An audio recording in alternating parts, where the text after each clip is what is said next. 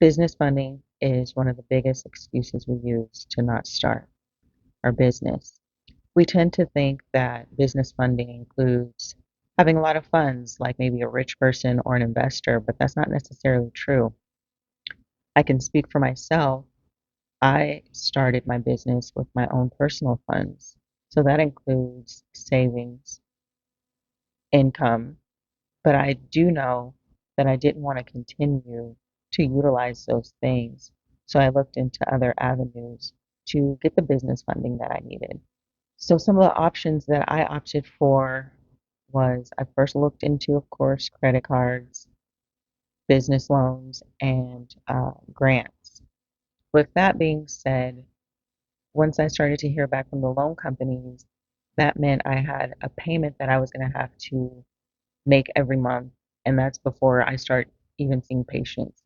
So I didn't want to take on that heavy load of having the burden of a monthly payment without having revenue coming in. So that knocked that off of the box. And then I went to credit cards. I didn't necessarily want to go into debt to start my business. I said, let me fund what I can fund. And so the thing that I'm looking into is doing business grants. And I have been signing up for and filling out applications for business grants. So some good business grants that I have found are, of course, SBA. SBA is Small Business Association. They offer grants and loans. I do know someone that received an SBA loan for her business, and so I'm opting to go the grant route. For grants, you can do women owned, um, Black woman, Hispanic. It can be any category. And what the grant is looking for, it's not looking at your credit, but it's looking to see what your vision and your impact is. And so I think that that's a blessing because this is free money essentially that businesses are offering to other small business owners. And you can utilize this money even for businesses that you've already started. So if you've started your practice already, you can continue to get business grants and grow and scale even faster. And I think that that's a blessing. That's why I love the idea of doing grants, especially in this season.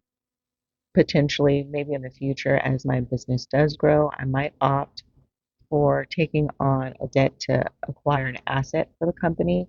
But at this point, I don't think it's necessary, especially for me in this phase of the startup, because I want to stay lean. I don't want to have a lot of expenses up front right away. I want to grow and scale as quickly as I'm able to. So having a high monthly bill for a loan does not seem beneficial to me. What I would advise is to come up with a clear plan.